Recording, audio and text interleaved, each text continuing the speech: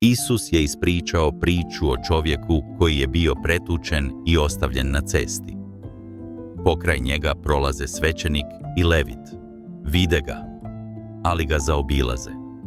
A onda dolazi Samarijanin, čovjek kojeg su drugi smatrali pogrešnim, strancem, čak neprijateljem.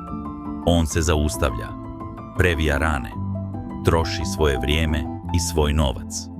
Isus tada pita: tko je bio bližnji?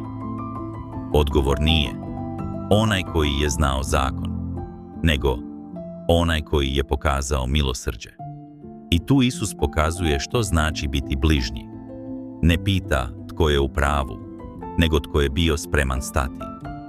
Mjeri se time hoćeš li stati, hoćeš li vidjeti, hoćeš li pomoći, čak i kad to nešto košta.